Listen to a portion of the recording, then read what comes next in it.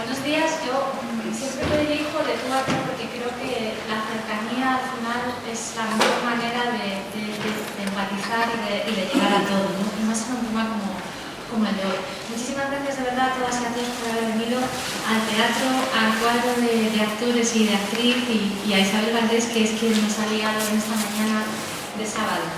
Hoy vamos a hablar de manadas, de las manadas que violan y de otras manadas que son jueces y juezas que acaban violando doblemente a las víctimas de violencia de género. Pero vamos a venir a hablar de mujeres, de palabras de mujeres que no se creen, de esas violaciones que se producen cada 4 horas en España, que son las que se denuncian, pero son solamente un 20%, y de cómo esa justicia patriarcal y de cómo ese mundo patriarcal en el que vivimos hace que las mujeres seamos pedazos de carne que son consumidos por los hombres en cualquier momento. No solamente quiero hablar también aquí de las mujeres que son violadas, que son agredidas sexualmente, las que aparecen en las denuncias, sino todas las mujeres. Ahora mismo la prostitución también es otra manera de ser agredidas sexualmente y tampoco quiero olvidarme de esas mujeres. Os quiero presentar a este cuadro maravilloso de 4 profesionales de pura cepa y que además viven con dureza pero con pasión el trabajo que realizan. Voy a hacer una breve lectura de sus currículos y luego vamos a entrar directamente a debatir porque es lo que realmente necesitamos, debatir, hablar y hacer agenda feminista para cambiar este mundo que tanto daño nos hace y que tanto nos duele a las mujeres y también concienciando ya a los hombres a que no podemos seguir viviendo con esa justicia patriarcal y con ese mundo patriarcal en el que estamos. Tenemos aquí a mi izquierda a Lucía Avilés, magistrada jueza del Juzgado de Primera Instancia, Instrucción número 3 de Arenys de Mar en Barcelona y encargada del Registro Civil, profesora colaboradora de grado del Derecho Penal de la Universidad Oberta de Cataluña desde 2017 y docente del Máster Procesal Civil de la ICAF. Socia desde noviembre de 2015 de la International Association of Women Judges, cofundadora de la sección española y de la Asociación de Mujeres Juezas de España, de la que forma parte de su junta directiva como vocal. Un placer que estés aquí. Muchísimas gracias también por ese trabajo que haces diariamente en los juzgados. Aquí tenemos a un hombre bueno que me encanta la descripción que tiene en su perfil de Twitter porque creo que es lo que te define mejor, que dice que ser valiente no salga caro, que ser cobarde no valga la pena, una letra de Joaquín Sabina. Ignacio González Vega, magistrado juez de la Audiencia Provincial de Madrid, nacido en Avilés, Asturias, y estudió Derecho en la Universidad de Oviedo. Ingresó en la carrera judicial en 1992 como juez en Figueres, Girona, para pasar luego a Puebla de la Viana, Asturias, y ya como magistrado en Huelva, Barcelona y Madrid. Es actual portavoz de Jueces y Juezas para la Democracia. Corremundos por ahí. Y seguimos por aquí con Pilar Martín Nájera, fiscal de la Sala Coordinadora de Violencia sobre la Mujer, desde 1982, trabajando por esto que tanto necesitamos, primero encargada de menores y después en diferentes secciones de incapacidades, contencioso y penal.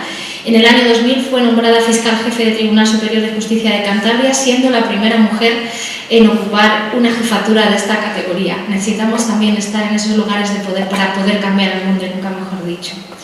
Ha sido profesora de Derecho Procesal en la Universidad de Cantabria y en la Escuela de Práctica Jurídica y en 2008 fue nombrada fiscal del Tribunal Supremo para pasar en 2015 a ocupar el cargo de fiscal de Sala Delegada de Violencia sobre la Mujer y dirigir la red de fiscales especialistas de toda España. Y la última, pero no menos importante, Elena Ojedo Álvarez, que también ha venido de ese norte lluvioso, nos ha traído la lluvia, pero la bendita lluvia, coordinadora y responsable del Centro Asesor de la Mujer de Langreo, Elena Ocejo Álvarez, es abogada especializada en Derecho Civil y mediadora familiar. Vocal del 21 Congreso de Coordinadora Estatal de Mujeres Abogadas, celebrado en Oviedo en noviembre de 2008, socia fundadora y presidenta de la Asociación de Abogadas para la Igualdad y coautora de una guía muy interesante que os recomiendo a todas y a todos sobre la práctica para la abogacía, enfoque de género en la actuación letrada, que tanta falta nos hace a las mujeres, pero también a los hombres. Y desde mayo de 2018 es coordinadora y responsable del Centro Asesor de la Mujer de Langreo, en Asturias. Repito, hay manadas de hombres que violan, pero hay otras manadas de jueces que llevan la toga. Nos violan 2 veces a las mujeres. Cuando nos violan nos agreden, pero cuando después dictan sentencia doblemente contra nosotras. Queremos hablar en esta mesa de 3 temas: el consentimiento como eje de la legislación el tratamiento judicial de las víctimas de violencia sexual y sobre todo los futuros factibles. ¿Qué va a pasar a partir de ahora aquí? Os quiero leer una parte de la sentencia que quiero que nos sirva para ver. Los procesados conocieron y aprovecharon la situación de la denunciante en el cubículo al que la habían conducido para realizar con ella diversos actos de naturaleza sexual con ánimo libidinoso, actuando de común acuerdo. En concreto, y al menos la denunciante, fue penetrada vocalmente por todos los procesados, vaginalmente por Alfonso Jesús Cabezuelo y José Ángel Prenda, de este último en 2 ocasiones, al igual que Jesús Escudero Domínguez, quien la penetró una tercera vez por vía anal, llegando a eyacular los 2 últimos y sin que ninguno de ellos utilizara preservativo. Sigue, quilla, cómeme, eso es. Turno ahora, déjame, ven aquí, ala, averillo, vamos a organizarnos. Me la ha chupado ya 2 veces. Chupa, aquí, mira, ven, quillo, espérate, no la levantes tanto. Chupa, ahí. ¿Cómo se nos queda el cuerpo? Mal, naturalmente mal. Una de las cosas que cuando salió la sentencia de la manada, que por otro lado es una sentencia histórica, cuando se hizo pública la sentencia de la manada, que por otro lado es una sentencia histórica en España, ha supuesto una auténtica revolución violenta, no solamente a nivel social, sino a nivel político, jurídico, incluso en el ámbito de la judicatura, en donde desde la Asociación de Mujeres Juezas quisimos ser ese ruido que se escucha a las afueras del tribunal, en la calle, y que trata de cortar el presidente del tribunal, y quisimos introducir ese ruido también en el ámbito de la judicatura. Porque nosotras, entre otras cuestiones, nos planteábamos como parte del contexto social en el que habían transcurrido los hechos, porque somos juezas, soy jueza, y es innegable que nací mujer, y como tal, pues toda la situación que se estaba viviendo, tanto a mis compañeras como a mí, nos revolucionó por dentro. La primera pregunta que se nos planteó es ¿por qué no se entiende la violencia sexual contra las mujeres? La segunda fue ¿por qué no se entiende que la violencia sexual es un ataque a los derechos fundamentales de las mujeres? ¿Y por qué no se entiende en consecuencia que la violencia sexual es una forma de violencia de género? Las cifras avalan estas cuestiones y nos reafirmamos en el hecho de que la violencia sexual no es una manifestación sexual en sí, no es porno explícito, sino que es una vulneración de una decisión autónoma, una vulneración de la capacidad de consentir, negando a la mujer en este caso esa capacidad. A partir de ahí, todos sabemos que la desprotección de las víctimas de violencia de género, en particular la desprotección de las víctimas de violencia sexual, la falta de formación en género, no solamente de la judicatura, sino de todos los operadores jurídicos que conectamos con las víctimas de una manera directa o indirecta dentro de lo que se ha venido a denominar la cadena de justicia, así como también la normalización de la cultura de la violación, ha venido a poner de manifiesto una serie de cuestiones como son la dureza del proceso, el índice bajo de denuncias en España, muy probablemente vinculado con esto, y la estigmatización social de las víctimas que tienen miedo a denunciar por eso y que además resulta avalada por por resoluciones judiciales como la de la manada, que yo abro paréntesis, por favor evitemos hablar de la sentencia de la manada, se le está dando publicidad a un grupo organizado de hombres para la depredación sexual de mujeres, que además comparten por vía redes sociales este contenido sexual, que para ellos es simplemente pornografía, cuando lo que son ilícitos penales.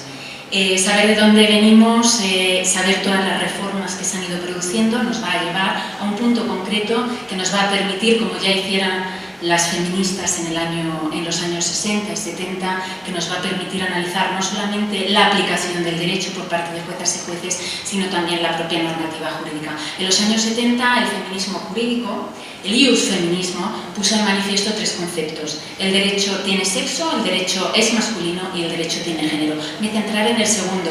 El derecho es masculino porque la ley ve y trata a las mujeres como los hombres, que eran quienes tenían el poder legislativo, judicial y ejecutivo vean a las mujeres. Y esto es importante, porque hoy día esto no se ha superado.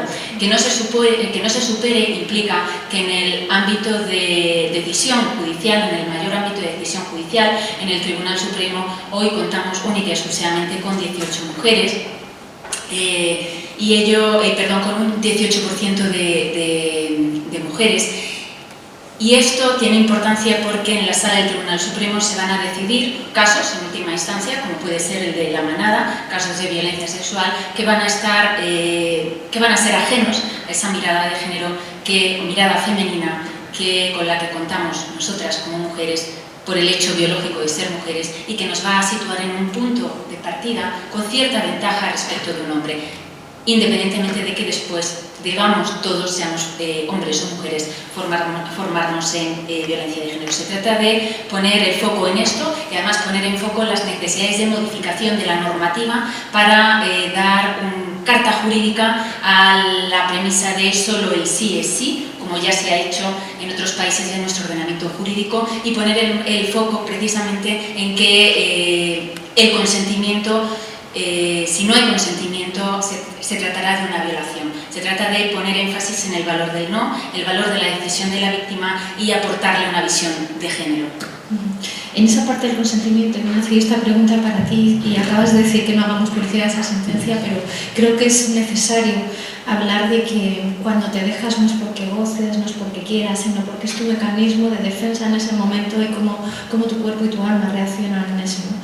Y la víctima, que para mí desde aquí le doy las gracias por esa valentía que ha tenido de seguir adelante a pesar de todo ese dolor y todo ese proceso de reconstrucción vital, que yo no sé si una víctima puede llegar a reconstruirse vitalmente, sino que a través de la... Pero ella decía así: sentía miedo cuando ya me vi rodeada por los cuatro y eso. Entonces no sabía cómo reaccionar y no reaccioné. Reaccioné sometiéndome. Lo único que quería era que pasara. Yo cerré los ojos y si en algún momento los abrí, lo único que veía eran tatuajes. Ese consentimiento, Ignacio. ¿Cómo le podemos trasladar sobre todo a la judicatura, que es quien al final luego dicta estas otras sentencias que duelen tanto, que no se consiente, sino que una se defiende con ese no sometimiento y con dejarse hacer? Bueno, antes de nada, lo que sí quería decir primero, agradecer al Teatro Kamikaze, a Aitor, a Miguel del Arco, que nos hayan invitado, que nos dejen esta tribuna para poder discutir de un tema de rabiosa actualidad, como son los delitos sexuales y en relación con la violencia de género. Y en segundo lugar decir que esta es la primera vez que me subo a un escenario y la verdad es que no noto tanto la diferencia con los estrados en un juicio, porque enfrente está el público como en los juicios, y al final un juicio no deja de ser más que la representación o escenificación de lo que es una hipótesis acusatoria y una defensa. Hoy lo estamos viendo, o estas semanas, lo estamos viendo en el caso del juicio del Procés, donde sí, a diferencia de este juicio, sí ha habido una publicidad total, el streaming en directo, es un juicio histórico, cosa que en este caso, y supongo que se habrá discutido la semana pasada, en el tema de la publicidad que no se dio en este juicio, y lo cual ha dado lugar a muchas hipótesis que no sé si se pueden corresponder con la realidad, porque es verdad que en la valoración de los hechos tenemos la sentencia, y yo sí creo, a diferencia de mi compañera Lucía,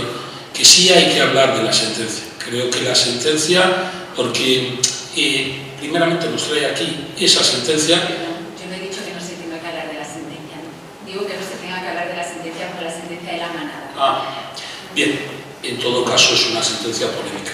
A mí sí me gustaría decir que comparto el hecho de la masculinización que hay en la judicatura. Prueba de ello es que queda un recurso frente a esta sentencia de casación, donde en esa sala hasta ahora había habido solo una mujer, ahora habrá 3 mujeres. No sabremos muy bien la composición de la sección que lo va a enjuiciar, pero que evidentemente hay una preponderancia masculina.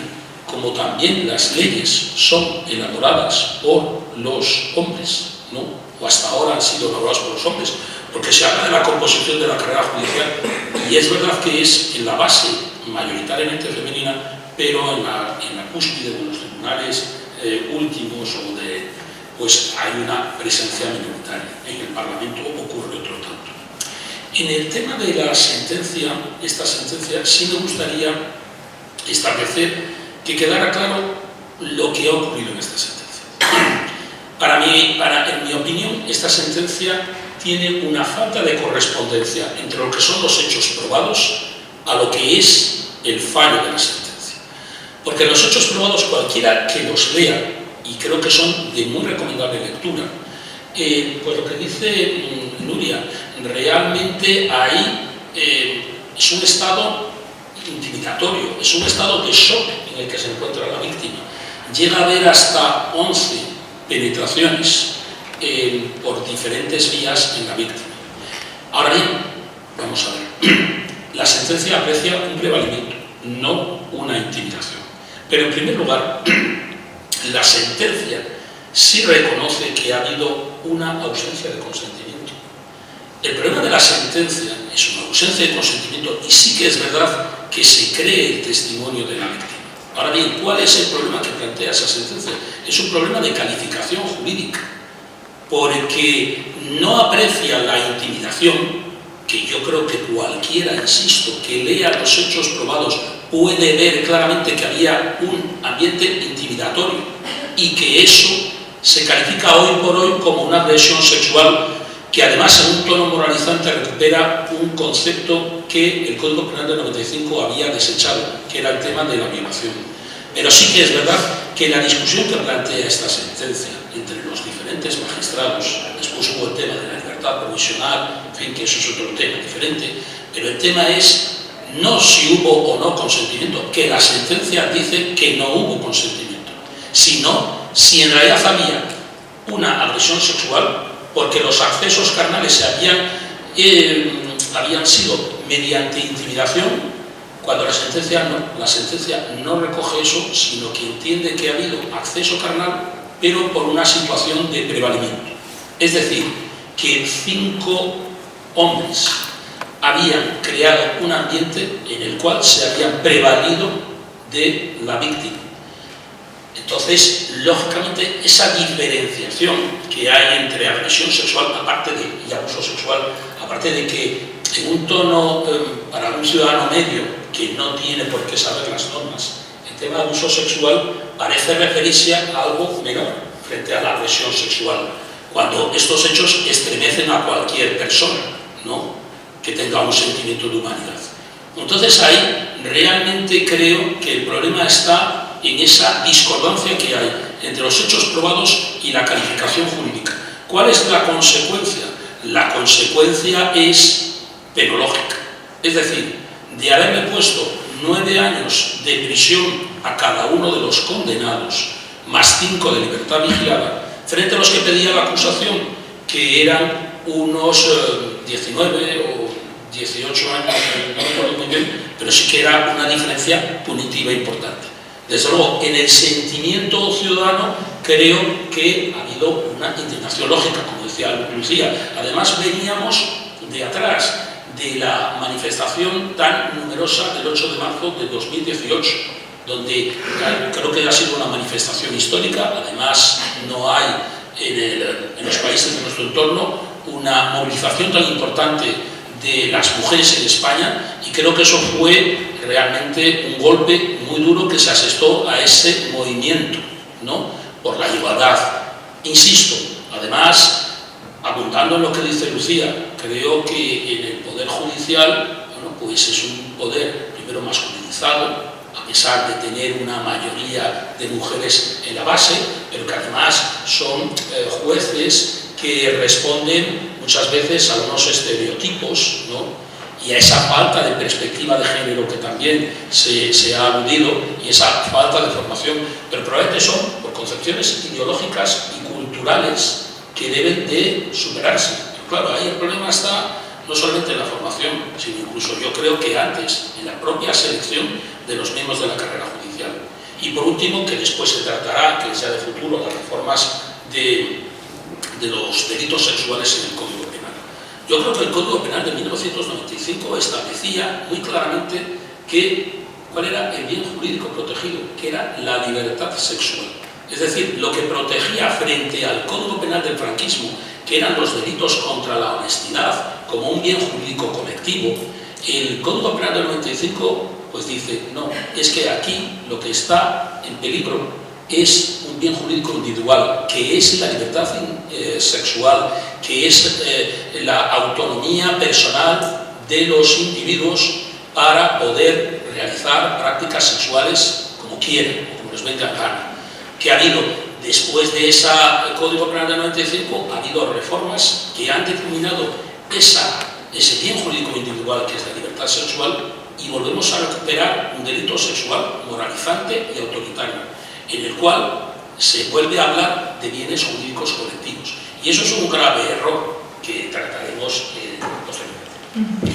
Pilar, justamente haciendo referencia a ese Código Penal y también volviendo a la propia sentencia, justo me viene muy bien lo que dices, porque dice que el límite último es el Código Penal, pero este es la última trinchera, así lo dice. Nunca la primera, el Código Penal, ¿no? Y habla también en esa respuesta social que vivimos todas en las calles porque nos sentimos indignadas como mujeres y como sociedad, ¿no? Que decía que una última afirmación y un recordatorio necesario, que declarar que la justicia paralela no es justicia, justicia solo es la que se pronuncia en los tribunales, pero es que esos tribunales resulta que no son nada respetuosos con la palabra de la mujer, ¿no? Y empiezan a meter conceptos que a la sociedad nos resulta muy complicado entender, ¿no? Cuando no se defiende a la víctima, sobre todo. Bueno, en primer lugar agradecer esta ocasión de participar en un debate sobre un tema tan importante que nos afecta a todos y a todas, y dar la enhorabuena por la interpretación que hicieron. Me parece que es impactante y es tan real que a todos nos pone los pelos de punta y nos hace ponernos en el lugar de la víctima como si nos hubiera pasado a nosotros mismos. Dicho esto, yo estoy con Ignacio, con Lucía. La sentencia, creo que hubo un exceso de redacción sin haber leído la sentencia. La sentencia crea la víctima y eso es lo fundamental. Otra cosa es la interpretación jurídica o cómo hayan tratado jurídicamente la conducta que se han hecho. Pero la sentencia, el voto mayoritario, cree a la víctima. Y la víctima, también tengo que decir que aquí fue sincera. Podía haber dicho que se resistió, podía haber dicho que dijo que no. Y sin embargo, la víctima fue sincera y dijo, me choqué y entonces no dije nada, me sometí porque pensé que eso era lo mejor. Y entonces se consideró como un abuso sexual. Indudablemente la pena es alta, no ha salido de rositas. Luego viene, como ha dicho Ignacio, la puesta en libertad, que ya tiene otras connotaciones y que podríamos entrar también en ello, pero la base es eso. Lo que ocurre es que las palabras son importantes. Entre una agresión sexual y un abuso sexual se recibió por la sociedad como que se había banalizado o se había quitado muchísima importancia a lo que realmente había ocurrido, que era gravísimo. Cualquier persona con sensibilidad, como ha dicho Ignacio, me parece tremendo y debe ser considerado como agresión. Creo que en todo el tema de violencia de género y de agresiones sexuales, indudablemente son delitos de género porque afectan mayoritariamente a las mujeres, tenemos que distinguir dos aspectos que yo creo que se han confundido bastante. Por un lado, la sensibilización y la capacitación de todos los operadores jurídicos a la hora de recibir a la víctima y de entenderla e interpretarla, que no es lo mismo una víctima de un robo que una víctima de una violencia de género o de una agresión sexual. El que la víctima dude, el que llore, el que se eche la culpa, es lo más normal cuando se ha producido un ataque de este tipo, porque está pensando si ella pudo hacer otra cosa, si debió decir algo o si ella es culpable de algo. Y en segundo lugar, la perspectiva de género, es decir, ver cómo interpretamos una vez que... es decir, perspectiva supone distancia, que es importante. Nos tenemos que separar hasta de nuestros propios prejuicios. Como decía Leonardo da Vinci, no hay nada que nos confunda más que nuestros propios juicios previos. Tenemos que intentar poner esa distancia y ponernos en el lugar de la víctima y ver cómo podemos aplicar ese derecho. Y si resulta que aplicamos el derecho de forma diferente, cuando se trata de un robo, cuando se trata de una agresión sexual, entonces ahí estamos aplicando criterios discriminatorios. Y esto lo digo porque se dijo en el juicio, y lo dijo la Fiscalía como un criterio, nadie dudaría que en esa situación, si te quitan el bolso, nadie dudaría que eso es un robo con intimidación. Nadie, porque nadie piensa que esa persona consiente en dar su bolso o su teléfono. Ahora, sin embargo, en esa situación te agrede sexualmente y entonces ya todo tipo de dudas. Luego ahí estamos aplicando unos criterios que son discriminatorios, porque no es lo mismo la libertad sexual de la mujer que el patrimonio. Y ahí es donde tenemos que incidir mucho más, tenemos que ser más serios y tenemos que decir, si esto funciona así, entonces es que hay discriminación. Y estamos vulnerando, al jugar así, unos y otros, el artículo 14 de la Constitución. Y estamos incumpliendo la obligación que nos incumbe a todos los poderes públicos de hacer real y efectiva la igualdad que nos obliga por el artículo 9.2 de la Constitución española. Y eso es. Dicho esto, creo que nos falta bastante camino por recorrer en esta materia, que al lado de esta sentencia de la Manada tan tristemente famosa, hay muchas más sentencias en que realmente se condena con dureza y con proporcionalidad estos hechos graves, pero sin embargo no se da publicidad. Y ahí también quiero llamar la atención a la actuación de los medios de comunicación. Hay que ser más serios, hay que transmitir todo lo bueno y lo malo, porque se crea un estado de opinión que no es real.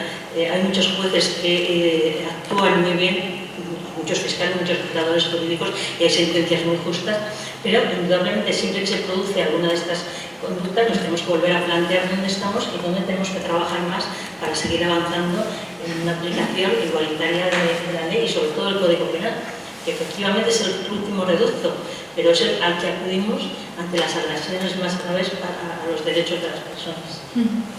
Elena, vosotras que estáis trabajando desde hace años con víctimas que sufren pues eso, esas agresiones en unos grados más profundas, en otras menos, ¿cuál es la sensación que se vive después de esto? Porque con esta sentencia, después de esta sentencia, no salió una única manada. Yo recuerdo a Sandra Palo, por ejemplo, en el año 2003, que quizá pueda ser la primera manada, así que me venga a la cabeza, actuaciones que parecía que eran casos aislados, pero que realmente no son casos aislados, cada vez son más. 101 manadas se han cuantificado desde la semana pasada, en una información que sale en los medios de comunicación, más de 300 hombres que se habían organizado en ese poder al que antes tú referías para salir a agredir sexualmente en ese jolgorio a las mujeres. ¿Cómo se sienten esas mujeres que vosotros recibís, que vosotras recibís y a las que tenéis que atender? ¿Cómo les duele todo? Bueno, primero no quiero incidir en daros las gracias a la gran iniciativa que me parece que es fundamental, porque esto es formarse, esto es informarse, esto es cultura, y la única oportunidad que tenemos de que esto cambie es a través de la cultura, de la educación. Ya lo dice la ley integral. Por otra parte, contra la violencia de género es una parte muy importante, porque si estamos actuando en los tribunales, el derecho punitivo, represor del Estado, que está muy bien, está fantástico, pero tenemos que acordarnos de la educación. Sé que también se están haciendo trabajos con los institutos, es fundamental. Es muy importante trabajar en este ámbito, con lo cual todo lo que estamos haciendo es muy importante de cara a la reflexión y al visibilizar el problema. En cuanto a lo que me preguntas concretamente, ¿qué sienten las mujeres? Tienen miedo, sienten miedo. Cuando tanto las agresiones sexuales, pues imagínate lo que le pasa a esta chica. No solo el hecho que le pasa, que es la primera tragedia, pero la segunda tragedia es el juicio. La segunda tragedia es la instrucción. Año y medio después tiene que volver a contar todo lo que le ha ocurrido, y esta vez en una escena donde además ahí se la juega todo. Todo el año que ha sufrido esta chica, el año y medio, en lo que sigue pasando, ¿quién tiene la fortaleza de, después de lo que ha ocurrido, denunciar? Porque cuando denuncias a esta chica, yo me voy a referir un poco también a la sentencia y a la obra de teatro. Cuando ella cuenta estos hechos, ella no los cuenta voluntariamente. Alguien llama y alguien le dice, la primera pareja que la atiende, le dicen, pero no te pongas así, no llores así tan desconsoladamente por un móvil. Ella no lloraba por el móvil, pero para entenderla, yo tuve la suerte de asistir antes de venir aquí justamente el jueves a unas jornadas sobre delitos sexuales, en los cuales interviene una psicóloga que trabaja en la Casa Malva, es una casa de acogida, referente en España, porque fue la primera que tiene un sistema de trabajar con las víctimas, integrarlas y acompañarlas durante todo el camino. Y ella decía que el tratamiento, lo que sufren en ese momento es el trauma. Y una víctima lo que tiene es un trauma y está disociada en un momento determinado, necesita pasar página rápido, no contarlo, negárselo incluso a sí misma. ¿Cómo? admites esa cosificación de la que acabas de ser víctima. Cuando escuchamos en la sentencia nuestro derecho penal, que es decimonónico, sigue hablando de número de penetraciones, número de orificios. Estás cosificándola. Hay que modificar el Código Penal, pero también en el lenguaje. Las víctimas que sienten que después de que les ha pasado todo esto se le llama un abuso. El lenguaje daña y humilla, y la humillación es un bien a proteger. Importante. Volviendo a lo que decía la psicóloga, ella decía que por esa parte, primero hay la negación, el no querer contar, pero por otra parte necesitan poner voz a lo que les ha ocurrido, necesitan poner letras y palabras, necesitan también contar.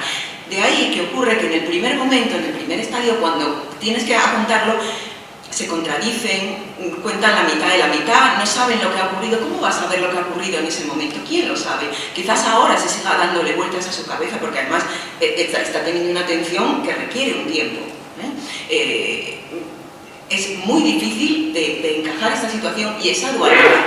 Entonces, quizá deberíamos de preguntarnos cómo atendemos a una mujer que viene a denunciar o que la trae a la comisaría a denunciar. Lo que necesita en ese momento es una atención psicológica. Para esa primera declaración, ayudarla, si la va a hacer, o quizá deberíamos pensar o reflexionar. Son ideas, el que quizás esa primera declaración no es tan importante, cuántos eran, cuántas penetraciones por atrás. Esto es un poco...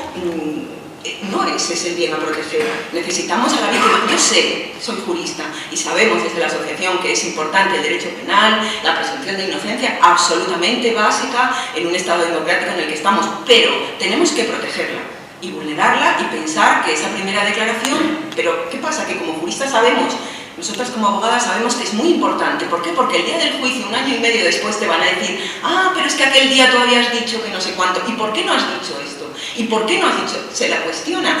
Entonces, el procedimiento penal es tan terrible, la sala de juicio es tan terrible que de repente, si habéis visto la obra, la segunda victimización está ahí.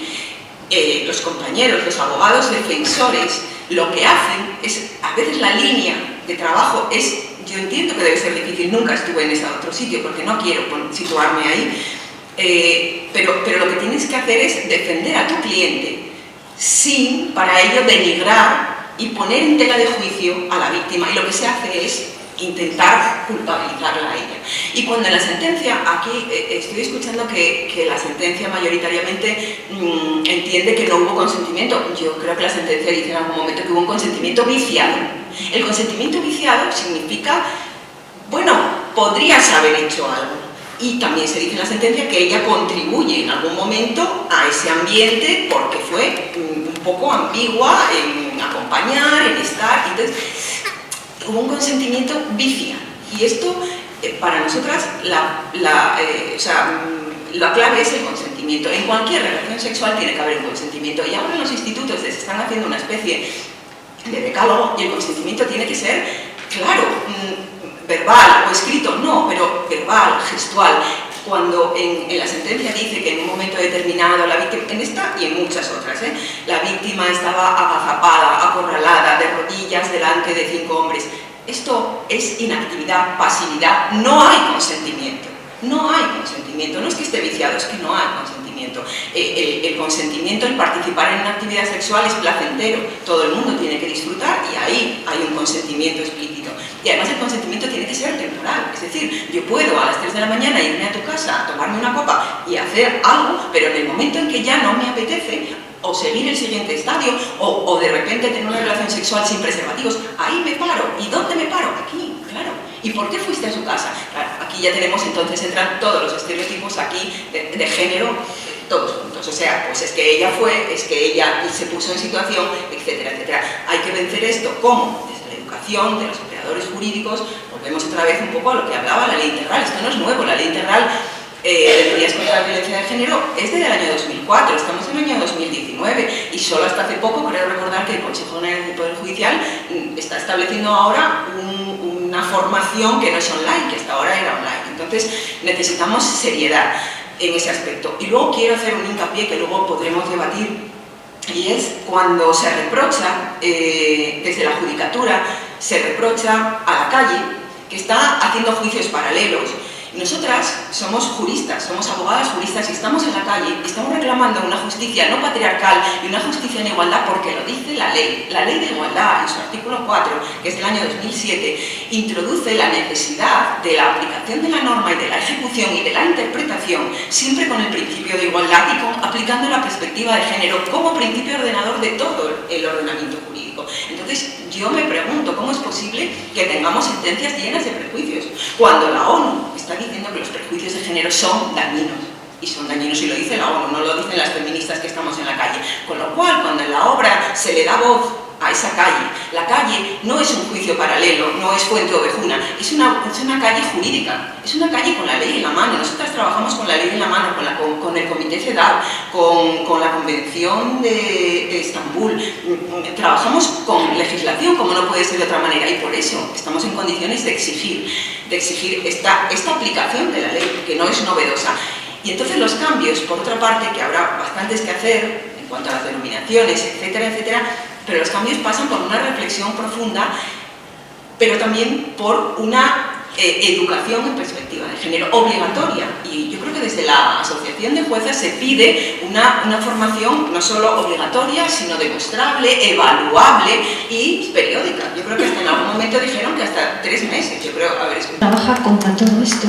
Quiero decir, porque las leyes están, pero luego las interpretaciones son tan diferentes y al final volvemos a que se nos vuelve a cuestionar a las víctimas en lugar de cuestionar a la justicia y en lugar de cuestionar a estos 5 señores que están haciendo jolgorio de un delito sexual y contra las propias mujeres. Un poco, y además sí. Antes pido disculpas, me he lanzado a la piscina y lo correcto hubiera sido dar las gracias al teatro, a Aitor, y sobre todo al público por habernos ofrecido pues, este espacio de escucha, de reflexión en torno a esta cuestión, el tratamiento judicial de la violencia sexual.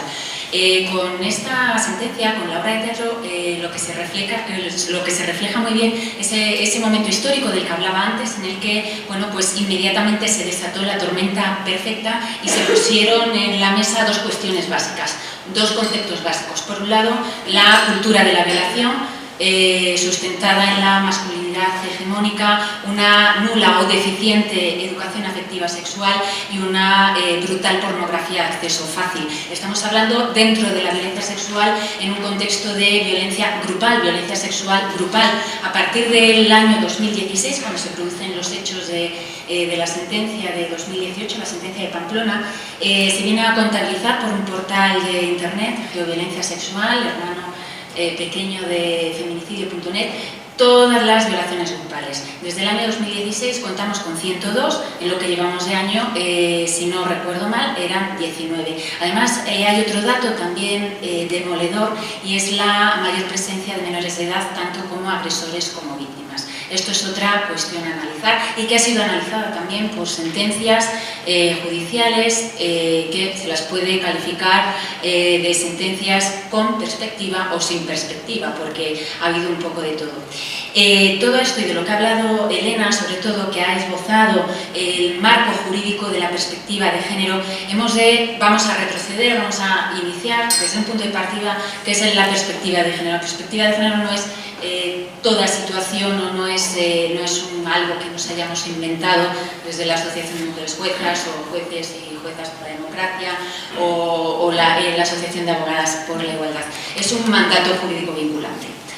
Y este mandato jurídico vinculante lo encontramos ya que arranca de Naciones Unidas, la Convención CEDAW del año 1979, en donde es una convención fuertemente desconocida, cuando en realidad su importancia es indudable. Constituyó en el año 1979 la Carta Magna de las Mujeres, el primer reconocimiento internacional de la discriminación contra las mujeres, estableciendo además obligaciones a cargo de los Estados para eliminar todas esas situaciones de discriminación. No recogía la violencia contra la mujer como un elemento de discriminación, pero esto se arregló colocando bajo el paraguas de la CEDAW con la resolución número 19, incluyendo la violencia de género como un tipo de discriminación. Y es más, se esbozaron también lo que también ha salido aquí, los tintes de lo que hoy denominamos violencia institucional. Institucional, que en el año 1993 se calificó como una forma más de violencia de género. La violencia institucional no es ni más ni menos que lo que nosotros podemos ver en ese efecto espejo de la manada que se produce en la obra de teatro.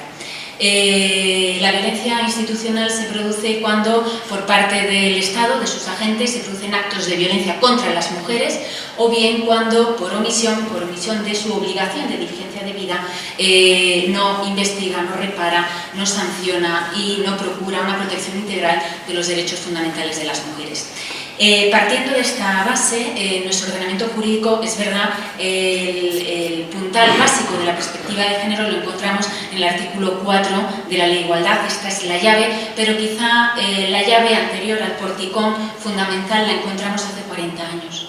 40 años en nuestro texto constitucional, donde en el artículo 9.2 se consagra la obligación de los poderes públicos de velar por que la igualdad y todos los derechos fundamentales sean reales y efectivos. A partir de aquí se abre la llave y encontramos, bajando en la cúspide, el artículo 4 de la Ley de Igualdad, pero además encontramos ya en el siglo XIX un artículo fundamental para aplicar esta perspectiva de género y para despejar, barrer todos estos estereotipos de los que se están hablando, es el artículo 3 del Código Civil.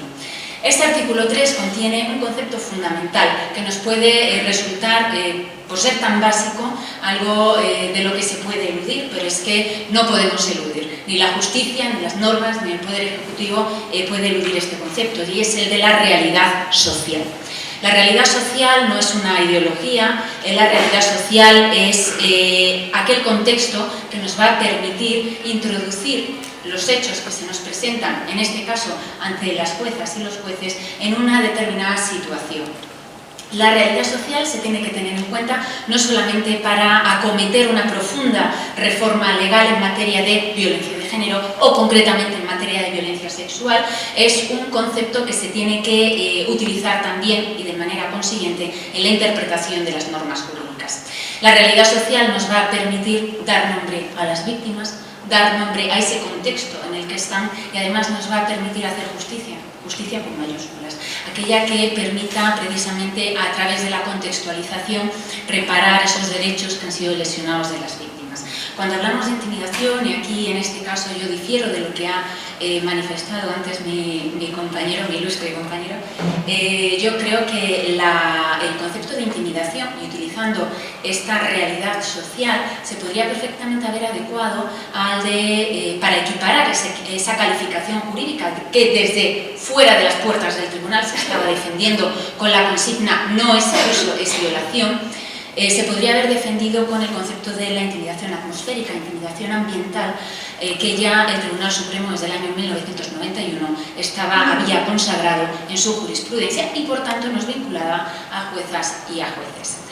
De hecho, es posible esta aplicación en un supuesto muy similar que hemos tenido ocasión de conocer muy recientemente en la denominada manada de Collado Villalba, en donde se hace una perfecta aplicación, en un caso más o menos igual, del concepto de intimidación ambiental. Y viene a ser eso, el hecho de que estando rodeada en aquel cubículo asfixiante por 5 personas, no hace falta que te pongan una navaja en el cuello para que te sientas intimidada, sino simplemente por esa presencia física, ese mero estar que defiende el Tribunal Supremo con este concepto de intimidación ambiental, aumenta no solamente el grado de intimidación, sino que aumenta la sensación de desprotección de las víctimas. Es verdad que se asumió en la sentencia el postulado del yo sí te creo, se asumió perfectamente. No se asumió el de no es abuso, es violación, y a través de los votos particulares, y lo digo así para que todos los podamos entender, se pasó del regocijo, del jolgorio, se pasó al no es abuso, es violación. Es decir, de un voto particular en el que se absolvía a todos los investigados, se pasó a un voto particular en el que se adecuaba el concepto social al concepto jurídico de agresión sexual y, por tanto, una relación sexual impuesta, no consentida, que se había cometido utilizando la intimidación. El bien jurídico protegido, efectivamente, a partir del año 1989, 11 años después del texto constitucional y 11 años después de que se consagrara el principio de igualdad, es efectivamente el principio de libertad e indemnidad sexual, es decir, el principio de autodeterminación de cómo quiero mantener una relación sexual, con quién la quiero mantener o de qué manera la quiero mantener. Lo que sucede es que si esta reforma se queda solamente en el papel, corremos el peligro, como de hecho se ha ocurrido, y pasa y sucede en numerosas ocasiones, que esa reforma legal se quede en un mero maquillaje. ¿Qué pasa con ese maquillaje? Ese maquillaje son los estereotipos de género. Estos estereotipos no solamente nos afectan a la judicatura, nos afectan a toda la sociedad. Y esto tiene una explicación que procede de la neurociencia y de la psicología. Los estereotipos de género son aquellos roles, aquellos patrones culturales que nos indican a hombres y a mujeres qué tenemos que hacer, cómo nos debemos de comportar. Es el reparto de papeles que se hace socialmente y del que Olsen de manera magistral vino a decir que determinaba en clave ciudadana la dualidad de planos, el femenino y el masculino. Al femenino se le asocia todo lo malo, todo lo negativo, y al masculino todo lo bueno y todo lo positivo, de tal manera que incluso eso traspasa al ámbito del derecho, se jerarquizan las posiciones y el ámbito, el plano masculino queda en un plano superior y el femenino en un plano inferior. Este planteamiento trasladado a la violencia sexual nos lleva a Catherine McKinnon, que vino a decir que el problema de la justicia no es ni más ni menos que el concepto de la violación lo damos las mujeres y, sin embargo, la regulación, la tipificación jurídica de qué es violación lo aporta el derecho, que es masculino y que está creado por y para hombres. De tal manera que en supuestos como estos, en donde vemos que, y centrándome por ejemplo en lo más evidente, en lo más criticado y el mayor exponente de lo que socialmente se vino a calificar como justicia patriarcal, el voto particular, que más era no solamente por su extensión, sino por el lenguaje totalmente prescindible que utilizó, era más bien quizá un planteamiento más adecuado a un ideario sexual concreto que desconocía por completo ese escenario sexual violento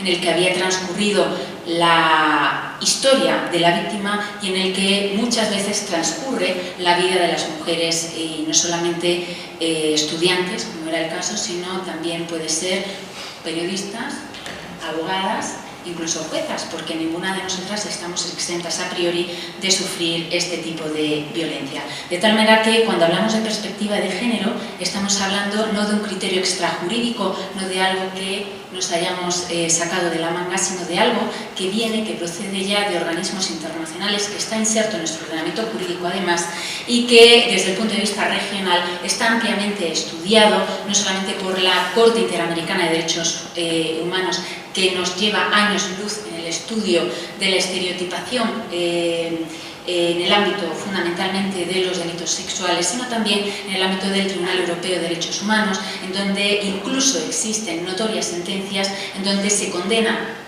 no solamente a otros estados, sino también a España, precisamente por la estereotipación del proceso, que es lo que sucedió con Naciones Unidas con la sentencia de Ángela González Carreño en el año 2014, en donde se puso de manifiesto que la estereotipación judicial impide, cercena el derecho a acceso a la justicia de las mujeres.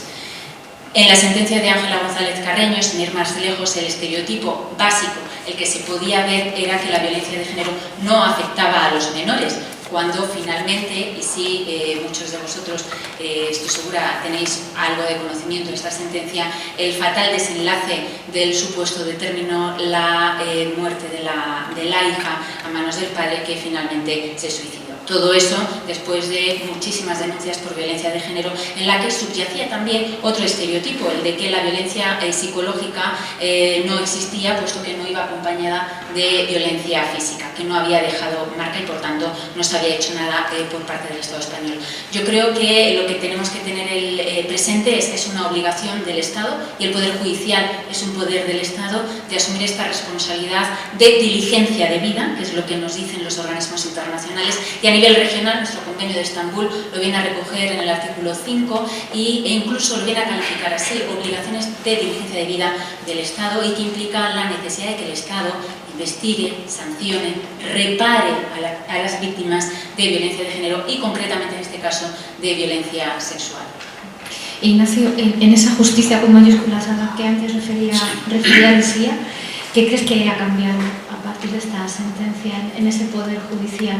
¿Se ha tambaleado algo o sigue dando lo mismo? ¿Y se sigue dando la misma o la nula importancia a lo que pueda decir una mujer cuando ha sufrido una agresión o un delito sexual? Hombre, yo creo que ha habido un antes y un después de la sentencia de la Manada y de las resoluciones posteriores, porque sí que es verdad que quiero recordar que ha habido pues mucha discusión después con el tema de la libertad provisional o la prisión provisional de los condenados.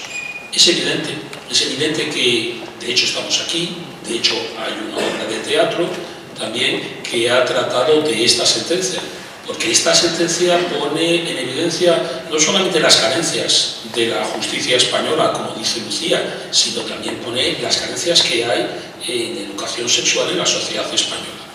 Yo creo que hay que tener presente bien cuál es la función del derecho penal y cuál es la función de la justicia, porque es evidente que ha habido fallos en la justicia, eso no lo vamos a poner, no lo vamos a negar, pero es evidente que el derecho penal no puede llegar hasta el final, no es la solución final de todos los problemas y en el caso concreto de la educación sexual. Porque creo que el derecho penal, aparte de castigar aquellas conductas que lesionan bienes jurídicos individuales, en este caso como es la libertad sexual, también tiene un valor ejemplarizante y lo que es la prevención general y la prevención especial para evitar la comisión de delitos del mismo tipo. Y lo que se ha visto es que a posteriori de esta sentencia se ha producido en la sociedad española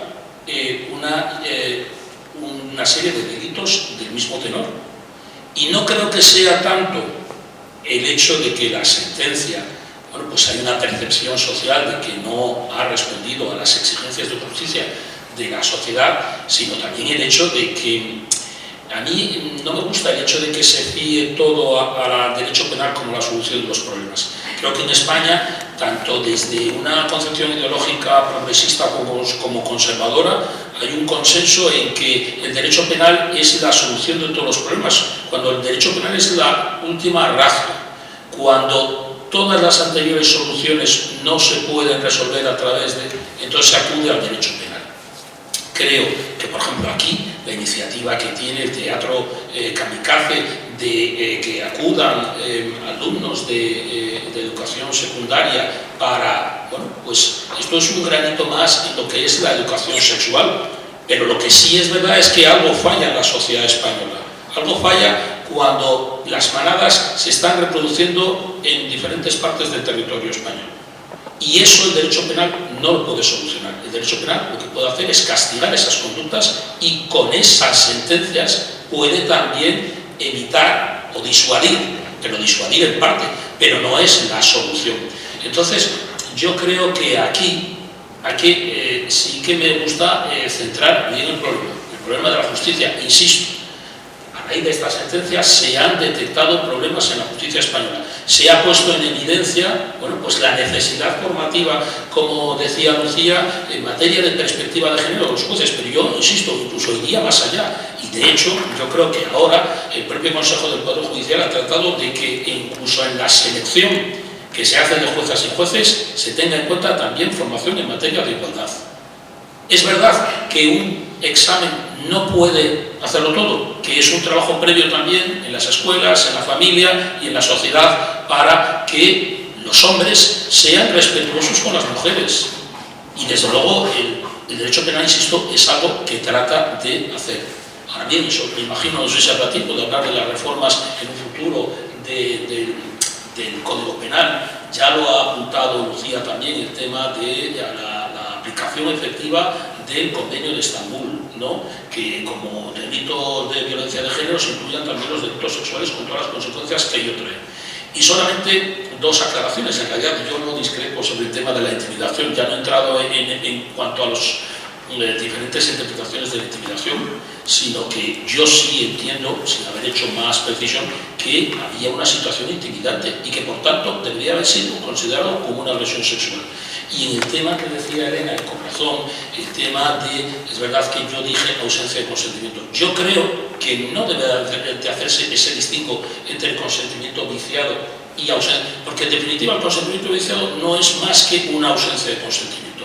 Creo que no debería hablarse de consentimiento viciado, sino que simplemente debería decirse ausencia de consentimiento, y con las características que dice Elena, porque en todo momento una persona puede, es un consentimiento temporal, y que tú lo prestes inicialmente no quiere decir que ese consentimiento sea una carta blanca para hacer hasta que llega un momento en que esa propia persona pues tiene el derecho a decidir sobre si quiere continuar o no la relación sexual.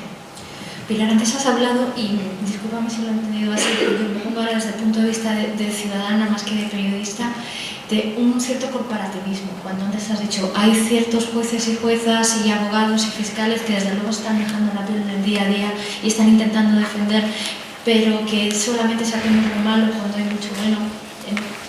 Es un poco difícil, ¿no?, de entender, porque están pasando muchas cosas todos los días y nos están pasando muchas cosas a las mujeres todos los días, porque no nos vemos defendidas por la justicia en mayúscula, a la que antes referían ellos, los compañeros, ¿no? No hay cierto corporativismo para defenderse de un poder que quiere seguir manteniendo ese poder, y ese poder es patriarcal, en definitiva.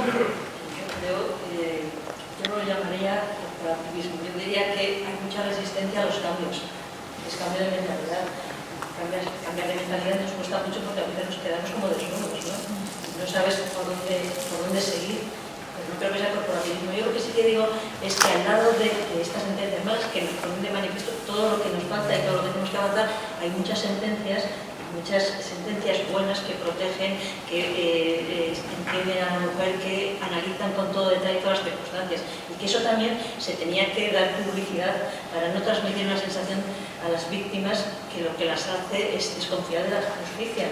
Y lo que intentamos es que tanto en los delitos de violencia de género como en los delitos sexuales, que hay una bolsa grandísima de delitos que no se denuncian, es que las víctimas acudan, porque es la única forma de castigar al culpable y de que no vuelva a repetirlo con otra mujer. Es verdad que el derecho penal no soluciona todo, prácticamente nada, pero castiga y tiene un efecto disuasorio, y a la víctima de dar cierta reparación moral cuando se condena y cuando se le cree. Dicho esto, en los delitos sexuales hay una cosa importante. Hay que dejar de ponernos a valorar la actitud de la víctima y hay que focalizarlo en la actitud del agresor, porque lo que está juzgando es la conducta del agresor. Y eso lo dice el Convenio de Estambul, que estamos obligados a aplicarlo. Dice que nunca se tendrá en cuenta los antecedentes sexuales de la víctima, el comportamiento de la víctima, no se permitirá preguntas sobre el comportamiento de la víctima, salvo en aquellos casos en que sea estrictamente necesario para poder valorar los hechos, pero los hechos y la conducta del agresor, que es lo que se está entendiendo. Y eso es muy, muy importante. Y luego, estoy de acuerdo, si estamos hablando de consentimiento libre. Estambul habla de que considera agresión todo ataque a la sexual en que no haya un consentimiento libre. Y así lo hace también el derecho penal internacional. La Corte Penal Internacional, en los delitos de guerra, dice unas cosas importantísimas a la hora de definir el consentimiento, que me voy a permitir leer porque creo que es importante. Dice la regla 70 de las reglas de procedimiento de la Corte Penal Internacional. El consentimiento no podrá inferirse de ninguna palabra o conducta de la víctima cuando la fuerza, la amenaza de la fuerza, la coacción o el aprovechamiento de un entorno coercitivo hayan disminuido su capacidad para dar un consentimiento libre y voluntario.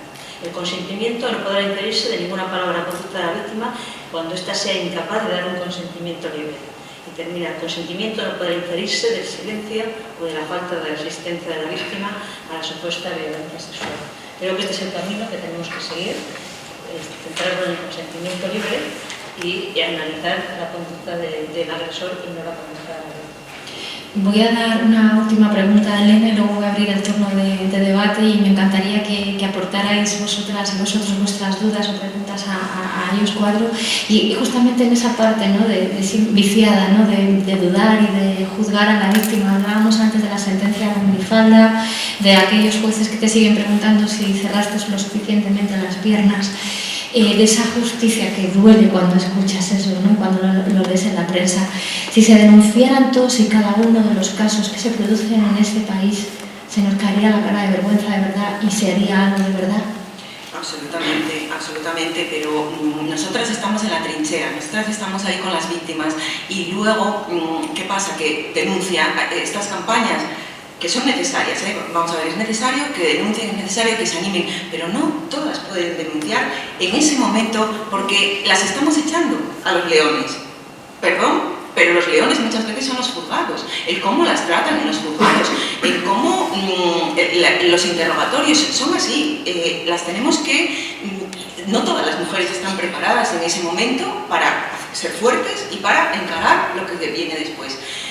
La primera pregunta que les hacen, la primera pregunta en violencia de género que les hacen reiteradamente es ¿y usted? Porque normalmente cuando denuncian no es una agresión, esa agresión es lo que colma el vaso, o la que ya es más llamativa, o la que de repente ha tenido que ir a curarse y hay un parte de lesiones que va de los... El maltrato habitual es lo más difícil que tenemos, porque tenemos que demostrarlo y tenemos que probarlo, y es la víctima. Ocurre en el domicilio familiar, en la intimidad de la familia, o bien en una habitación o en una calle, en un callejón, como son los delitos sexuales. Probar eso, convencer a jueces y juezas de que esto ha ocurrido y que no se lo ha inventado esa mujer para hundirle la vida a ese hombre o con motivos espurios, porque luego nos dicen que es que, y es otro estereotipo de género, las mujeres mienten para beneficiarse en los divorcios, está en un entorno de divorcio o está inventando algo contra el marido. Pero es que lo primero que hay que desmontar es que no tienen beneficios las mujeres víctimas de violencia de género, más allá del dolor que sufren, más allá del periplo al que se ven llevadas a cabo por todo el sistema. ¿Que tienen ayudas económicas? Bueno, pero primero hace falta estar en el desempleo para acceder a una renta activa de inserción, que son 400 euros, pero tienes que estar en edad de desempleo y ahí tienes una pequeña ayuda, o tener un salario social, etcétera, etcétera. Es decir, que las ayudas son mínimas, es para no dejarte en el desamparo en el que se encuentran muchas veces y nadie denuncia violencia de género por eso. Porque además la siguiente pregunta que tú le haces a una mujer, ¿pero usted qué quiere? ¿Qué quiere? No quieren denunciar, lo que quieren es que las dejen en paz. Quieren seguir. Eso es lo que quieren, no hay esa animosidad en contra. ¿Por qué? Pues porque la mayoría de las veces es el tipo del que están enamoradas. La vergüenza que sufren el tener que denunciar a su compañero de vida, la vergüenza que sufren ante la sociedad, ante las familias, no lo saben, muchas veces lo han ocultado. En muchos casos es el padre de sus criaturas. Y eso duele, y no quieren, yo no quiero que vaya a la cárcel, muchas se vuelven atrás, claro que se vuelven atrás, no quieren denunciar y tienen derecho a no denunciar. Y hay muchas, quiero también señalar, que luego igual lo hablamos o no, pero me interesa también que todo el mundo sepa que hay mucha violencia de género, mucha violencia que sufren las mujeres, no en el ámbito penal, porque han decidido no denunciar, sino han decidido separarse o divorciarse. Es decir, que en los juzgados de familia es un horror lo que ocurre. Es un horror lo que ocurre porque lo que subyace es la violencia de género y cómo los maltratadores, bueno, es el punto álgido cuando deciden divorciarse y ahí es donde el pico de peligro es más alto. Y el que no llega a hacer esto, controlan a través de la prole, a través de los niños y a través de las niñas y en las visitas y en los puntos de encuentro y a través del WhatsApp con las visitan y las machacan y las siguen machacando. Y esto está pasando. ¿Qué pasa? Que en los juzgados de familia hace falta formación. ¿Por qué? Pues hace falta formación en violencia de género para que sepan lo que sufre una mujer que tiene violencia de género.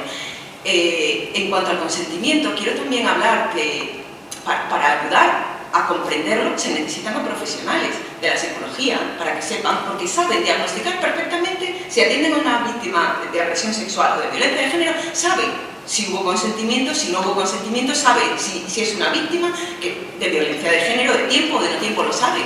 Utilicemos a estos profesionales a ayudar a sus señorías a decidir o también a formarse en ese aspecto, que es muy importante. Entonces hay que tener en cuenta todas estas variantes y lo que ocurre y lo que subyace. ¿Y por qué? Pues la mala mujer que quiere beneficiarse o la mala mujer que te va a arruinar la vida porque te ha denunciado. ¿Dónde está el beneficio de la víctima de la sentencia de la manada? ¿Dónde está el beneficio de esa chica? ¿Cuál era? ¿Qué quería? ¿Qué beneficio obtuvo? ¿Por qué? ¿Por hundirles la vida? Si os dais cuenta de la situación en la que ellos cuando lloran, cuando los detienen, está la situación de terror que pasan porque son detenidos, esto lo viven y lo que está pasando a ella y lo que ha pasado a ella. El consentimiento yo creo que es fundamental, y la información, y el darnos cuenta y el cuestionarnos lo que está ocurriendo. ¿Alguna mano valiente que se decida a dar esa primera pregunta? Desde aquí no se os ve muy bien, así que ahí hay una. Sí, hola. Bueno, es súper interesante todo lo que está planteando.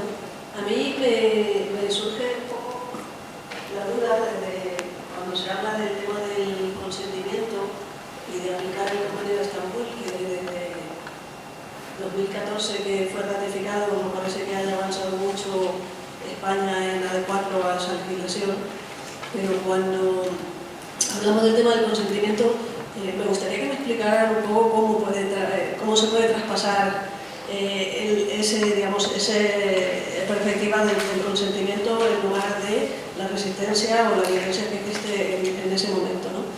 Y también, si no les importa, me gustaría un ejercicio de poder ligarlo con un poco de lo que estamos viendo en la actualidad, en el que hay, bueno, digamos, algunas fuerzas un poco ultraconservadoras y que están, digamos, yendo contra los derechos de las mujeres, y que uno de sus caballos de batalla principales está siendo que los hombres son realmente los que están siendo maltratados con las leyes españolas. Entonces, me gustaría, digamos, un poco una interpretación primero, cómo se puede trasladar al Código Penal o a las leyes el tema del consentimiento y cómo se le diría solo un sí es un sí, y después cómo puede tener un encaje en una sociedad en la que aparentemente cada vez más personas están empezando a pensar que, digamos, que existe una discriminación hacia el hombre por este tipo de legislación, ¿no? Marisa Coan, de Público, muchas gracias, compañera. Ignacio, que querías contestar. Yo voy a contestar a la segunda pregunta porque yo creo que para no monopolizarlo todo, yo creo que sí que estamos asistiendo a una reacción frente a este movimiento, ¿no?, del que estamos hablando y del que yo creo que probablemente todos los que estemos aquí presentes, no solamente aquí en la mesa, sino también ahí compartimos, ¿no?, las preocupaciones que hay sobre cómo se imparte justicia, la materia de igualdad, la formación en perspectiva de género, en fin. Pero yo creo que ha habido en estos últimos años una reacción que está liderada, si se puede personificar, en la figura de un juez, que hoy es diputado autonómico en Andalucía, que es este señor, Serrano, y realmente él, bueno, pues trata de capitalizar, y su partido político trata de capitalizar ese movimiento que hay de hombres que se sienten discriminados y cuyos derechos han sido pisoteados por esta legislación. Es innegable, y además la sociedad no necesita una discriminación positiva. Por ejemplo, a las mujeres como colectivo vulnerable, igual que también lo hemos visto estos días a raíz de los cursos organizados en el Obispado de Alcalá de Henares, como también el colectivo LGTBI es necesario de una especial protección y por tanto una discriminación positiva. Hay esa reacción, a mí me indigna por completo. Creo que estamos viviendo una época en la que hay que afirmarse en la conquista, en la defensa de los derechos conquistados en estas últimas décadas, y creo que es un discurso totalmente humillante para la sociedad española. Se trata de banalizar la violencia, de que toda violencia es igual, de que ya no hablan de una violencia de género, sino de una violencia familiar. Y a mí me parece insultante porque además no hay que ir a hemerotecas de hace 10 años ni del año pasado. Es que en el día a día son titulares, y desgraciadamente a veces ya no son tan titulares por frecuencia, las muertes y asesinatos de mujeres. Y eso es indignante, y a mí la verdad es que me revuelve el estómago cuando escucho ese tipo de discursos, de que se diga que los hombres hoy por hoy estamos discriminados con esta ley, porque precisamente lo que decía antes Elena, muchas veces se recurre a esos estereotipos, de decir, no, es que la mujer lo denuncia porque quiere sacar o el permiso de residencia o una ayuda familiar o no sé qué. Vamos a ver, que eso puede ocurrir una de cada 1000 veces, pues puede ocurrir, pero eso no es el motivo para poder echar por tierra todo este trabajo que se ha hecho durante estos años en defensa de un colectivo vulnerable como desgraciadamente es hoy por hoy la mujer española. 535 denuncias al día se producen en las comisarías de España. No creo que 535 mujeres se inventen nada, ¿no? Bueno, yo sí voy a contestar a las dos cuestiones. Una, en relación a la ley de violencia de género, es que lo que se defiende es sencillamente mentira, es falso, es una falacia. Desvincularnos de esa ley de violencia de género nos supondría desvincularnos de compromisos internacionales que arrancan de Naciones Unidas, de la Declaración Universal de Derechos Humanos de 1938, de la Convención CEDAW de 1979, de toda la normativa que a nivel regional, en el Consejo de Europa, en el ámbito americano, todos, y que han sido ratificados variamente por España. Efectivamente, uno de ellos, el Convenio de Estambul, que como tú bien has dicho, Marisa, entra en nuestro ordenamiento jurídico y además entra con efecto normativo y también con carácter interpretativo. Es parte de nuestro ordenamiento jurídico desde que se ratifica válidamente por España, por el artículo 96 del texto constitucional, y además obliga a utilizarlo como elemento para la interpretación de los derechos fundamentales. Los derechos de las mujeres, que no somos un colectivo, somos la mitad de la población, son derechos humanos y por tanto la violencia contra las mujeres, la que nos afecta de manera desproporcionada y por el mero hecho de serlo, según el texto del Convenio de Estambul, es por tanto un ataque a nuestros derechos humanos. Querer desvincularse de esos compromisos internacionales y de los logros que con tanto esfuerzo fundamentalmente por parte del feminismo, que ha logrado incluso adentrarse en la estructura estatal por la Ley Orgánica del año 2004 y por todas las normativas autonómicas, supone sencilla y llanamente una cuestión imposible. Que se quiera utilizar, como se está utilizando el cuerpo de las mujeres, o que se quiera vestir bajo el manto de los vientres de alquiler, lo que no es ni más ni menos la venta de bebés, que se quiera vestir bajo el disfraz de la discriminación de los hombres, todas estas cuestiones con fines electorales, está muy bien para hacer una campaña electoral, pero es irreal, es imposible que España se pueda desvincular de todo eso. En segundo lugar, en cuanto al tema del consentimiento, y enlazándolo con el tema de los estereotipos de género, ya desde antes del año 89 se podía utilizar o se podía apreciar un estereotipo básico en el ámbito del proceso penal. El proceso penal, se puede decir, ha sido utilizado para demostrar que la mujer era digna, era capaz de tener esa tutela penal, ya sea en el caso de la violencia de género estrictamente, como lo que se ha defendido, o en cualquier otro delito.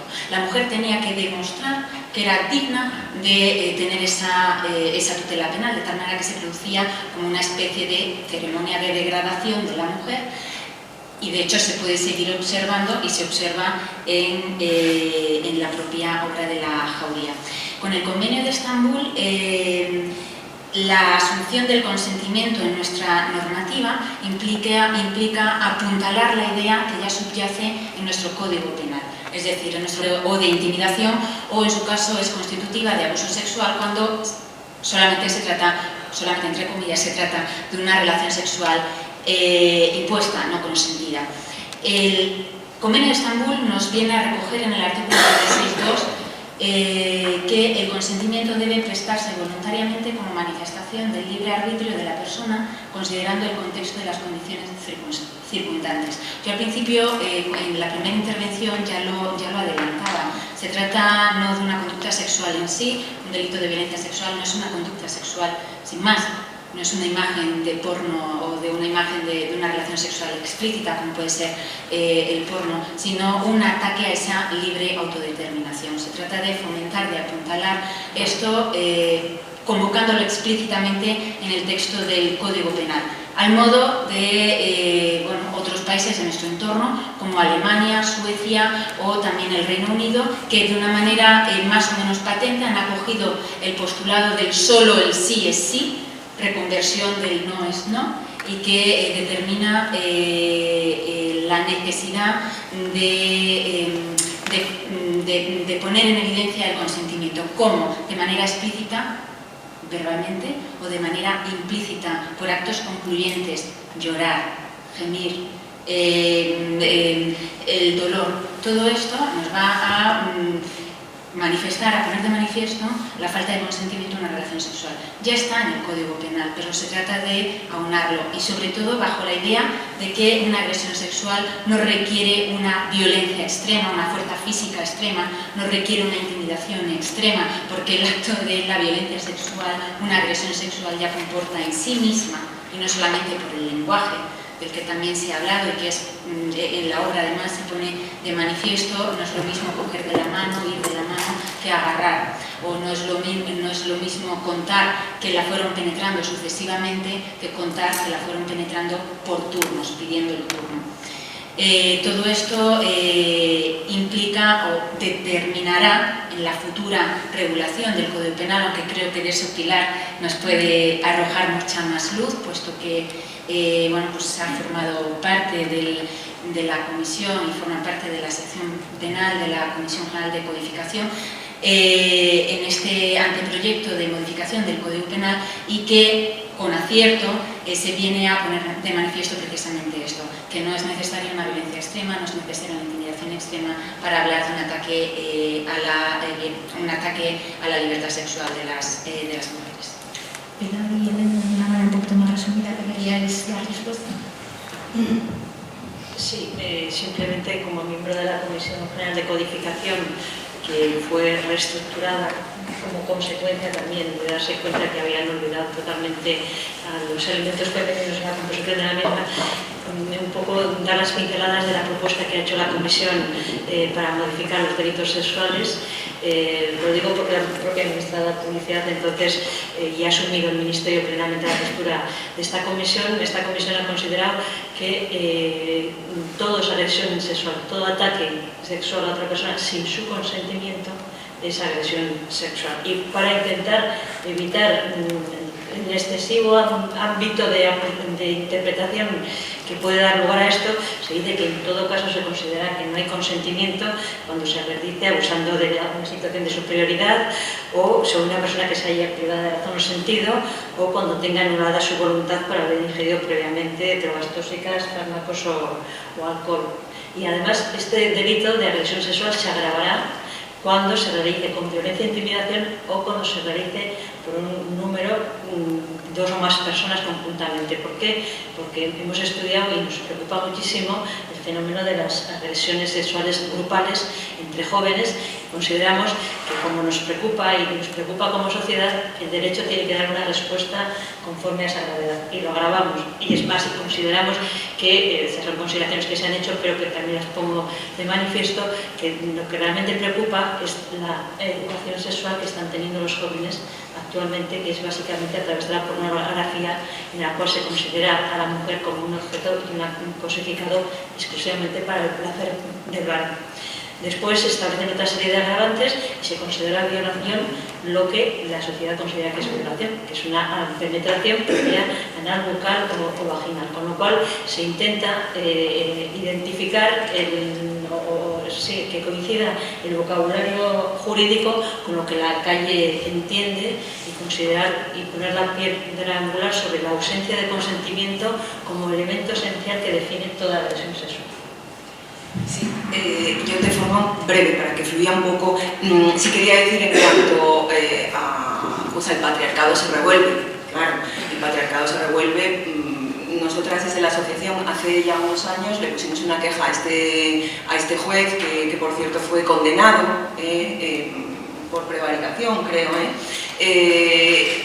Es el paradigma de que algo está pasando. Para mí también la sentencia de la manada a nivel pues del feminismo y de la revolución que está pasando ahora tiene mucho que ver también con el movimiento Me Too, pero tiene mucho que ver con que de repente un colectivo que es la gente más joven, las chicas jóvenes que se veían, que creían que vivían en igualdad y que quizás esto del feminismo era algo que hacíamos la gente un poco mayor, que bueno, que estaba un poco ya se había conseguido, y es verdad que hay una igualdad formal gracias a la Constitución, es verdad que accedemos a estudios, etcétera, pero en ese momento que ellas se creían en igualdad y han visto a una chica en la misma situación que ella, con 18 años, que le pasa lo que le pasa y que la reacción de la justicia es la que es, y salen a la calle, incluso corean, somos tu manada. Entonces, a partir de ahí, yo creo que esa es la parte buena Y lógicamente el sector patriarcado, el sector machista que quiere continuar el status quo porque les beneficia, pues son los que ahora se están revolviendo. Yo creo que también esto es muy interesante, este tipo de debates, hacerlo porque ahora tenemos un periodo electoral y como ciudadanas y ciudadanos tenemos un deber cívico, no solo de votar, sino que de hacer la resistencia activa todo el tiempo, pero ahora informarnos de qué partidos políticos respetan de verdad la igualdad y respetan las decisiones de las mujeres. Estoy hablando del aborto. Algo otra vez recurrente, ¿cada cuánto tiempo? Esto ya lo decía Simone de Beauvoir, que no nos podemos relajar en ningún momento porque a poco que te relajes vuelven otra vez. Entonces hay que estar en la calle, hay que estar en los juzgados, hay que estar activas porque es fundamental el movimiento feminista y por supuesto no podemos tolerar, ni de broma, porque es que es intolerable que comparen el nazismo culturalmente, cualquiera sabe lo que es el nazismo, lo que hizo el nazismo, nada que ver con el movimiento feminista, aparte de ser una ignorancia absoluta, es humillante. Y esto debería ser castigado también. ¿Otra pregunta, por favor? ¿Sí? Aquí. Hola a todos. Hola, Nuria. Soy Isabel. Hola, es que yo te veo aquí, ¿me ves? Isabel Valdés, buenas tardes. No se ve nada. Hola, me voy a poner de pie porque así me aseguro de... Bueno, como tú bien sabes, Nuria, el día a día de mi vida es un ejemplo de justicia patriarcal y de violencia institucional.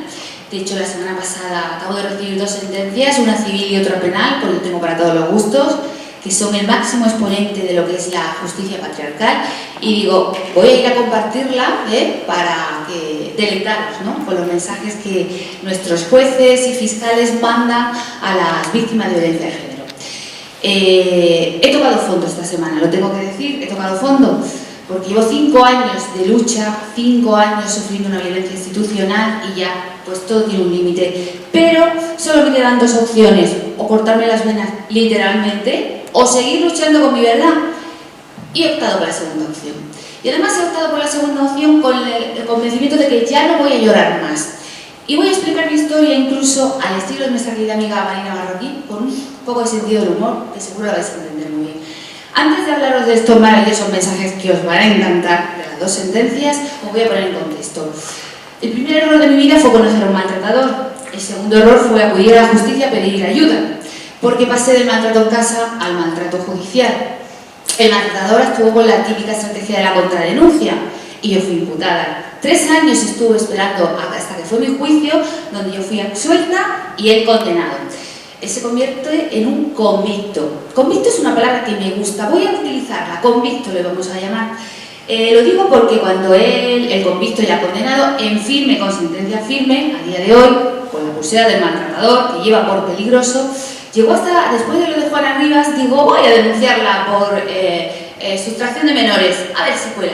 Y yo fui a un juicio, denunciada también por sustracción de menores, del que me absolvieron también, porque yo nunca se me ha ocurrido incumplir la ley, ni las normas, ni siquiera el tráfico de circulación, por si acaso.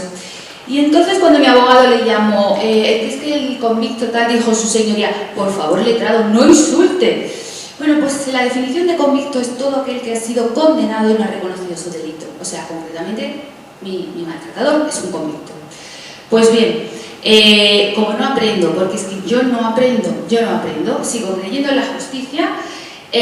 Cuando el maltratador amenaza a mi hija de muerte, voy y le denuncio, estando condenado, el convicto, ya la denuncia, la amenaza y vuelvo a denunciar y voy a un juicio que muchos de vosotros habéis visto en los medios de comunicación. De hecho, si no lo habéis visto, podéis buscarlo en Google, ponéis fiscal, increpa a una víctima de violencia de género y ahí salgo yo, con una caja de muertos, donde me dan por todos sitios. Bueno, cuando yo en esa vista le digo a mi abogado, oye, ¿por qué él lleva 2 abogados y yo solo uno? Me dice mi abogado, no, es la fiscal. Pues ahí estoy, denuncio a esa fiscal, a la fiscalía, y entonces la fiscalía me contesta, si la ha tratado con la extrema delicadeza. Digo, extrema delicadeza. Muy bien, perfecto. Pero ahí sigo yo, sin aprender. Mira que ya me lo había dicho mi madre, Javier, es que tú, en lugar de ingeniera, tenías que haber sido abogado de causas pobres. Y denuncio a una magistrada de violencia de género porque, desde mi punto de vista, su praxis ha ido en contra del criterio del Consejo General del Poder Judicial.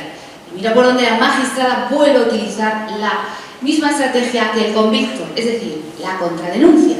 Y allá voy yo. De esto puedo hablar poco porque me han castigado y no puedo hablar. Me han dicho el Consejo General del Poder Judicial, no puedes hablar de la magistrada ni de las pruebas que tienes. Entonces solo voy a comentar lo que es notorio y público, que todo el mundo conoce, y es que ella, cuando se entera que yo voy a denunciarla, de hecho en una rueda de prensa en la que salgo con las 4 principales asociaciones de mujeres de este país, diciendo que vamos a denunciar a los jueces de violencia que realicen una mala praxis contra la víctima de violencia de género. Salen las 4 asociaciones, como ustedes saben, principales, las 4 principales asociaciones de jueces de este país, entre las que se encuentra la suya, el señor Ignacio, Jueces para la Democracia, diciendo que qué barbaridad, que las mujeres están atacando la independencia judicial. ¿Cómo se me ocurre? Si ya me lo dijo mi madre, ¿cómo se me ocurre? Tengo que hacer una excepcionalidad. La gente se desligó, la de la Asociación de Mujeres Juezas. Puedo decir una cosa, perdona que te corte. Nosotras no somos asociación judicial. Vale. Bueno, Isabel, la AMJ, puedo decir, ¿no? Isabel, necesitamos completar el caso porque tenemos que cerrar, ¿vale? Por favor. Se desmarcó, pero a día de hoy, yo que lo tengo recurrido ante el Tribunal Supremo, estamos esperando la resolución, ahí está el tema. El caso es que el abogado me ha tratado esto, lo ha venido fenomenal. De hecho, yo creo que en lugar de una vela a la Virgen, tiene puesta una vela al Consejo General del Poder Judicial. Y le reza todos los días. Porque a cada procedimiento que tengo ahora abierto contra él, que son muchos, lo primero que dice es que esta ha cuestionado la justicia. Sí, porque hasta la propia Amnistía Internacional se reunió con el propio Consejo a pedirle explicaciones por lo que me habían hecho y le dijo el Consejo, es que Isabel ha cuestionado la justicia. Eso no se puede hacer en este país. Entonces, claro, ¿qué pasa? Cuando llega un procedimiento, llega el abogado del maltratador y dice, la que cuestiona la justicia. Bueno, pues ya sabéis lo que puede ocurrir.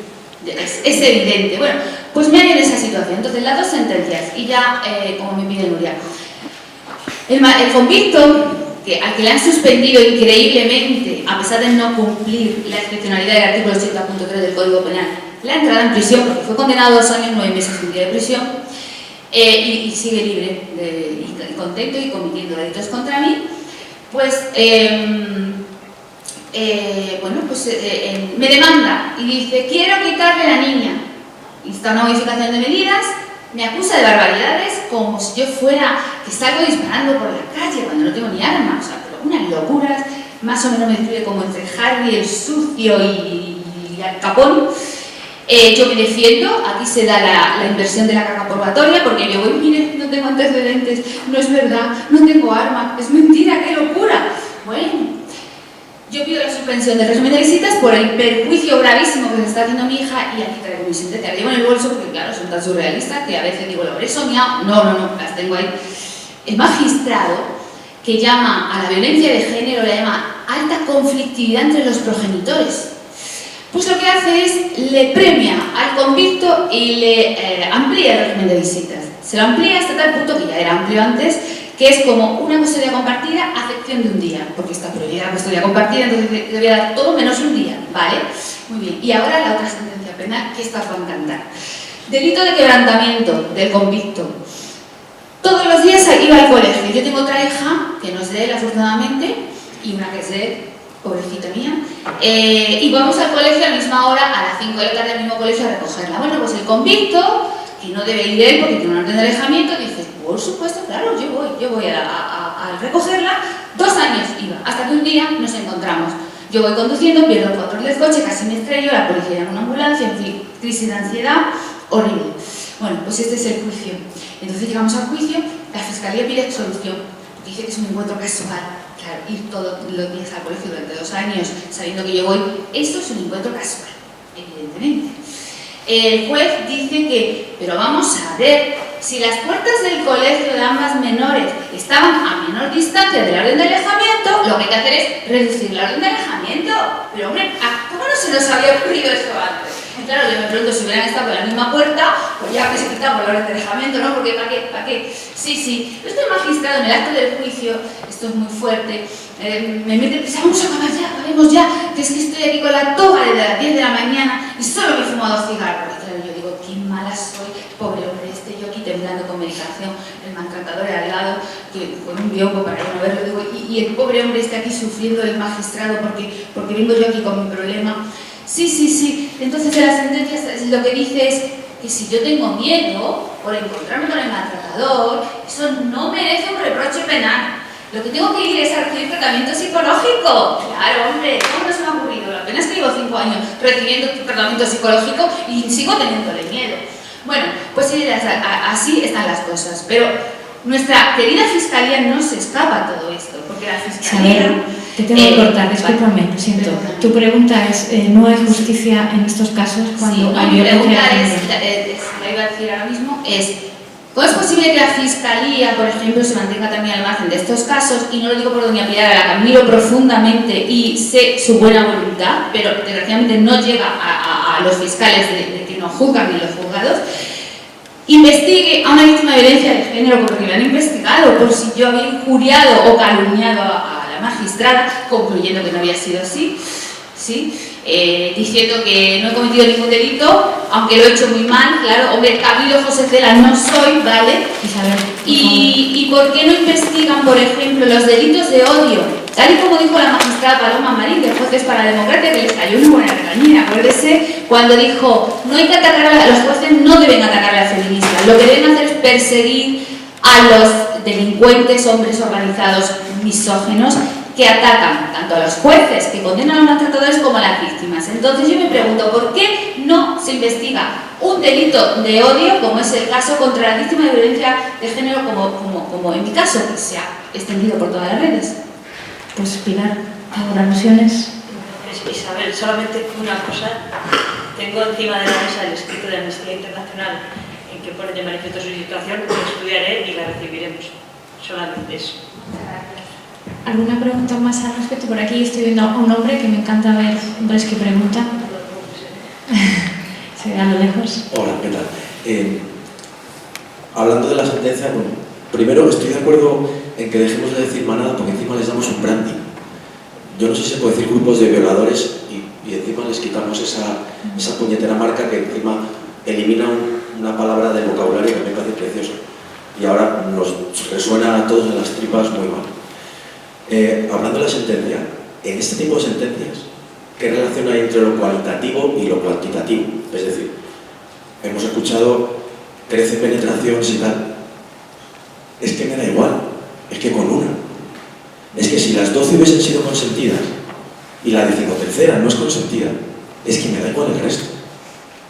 Es que ella podía haber estado allí tranquilamente 4 horas y si los últimos 5 minutos dice basta, se acabó la conversación.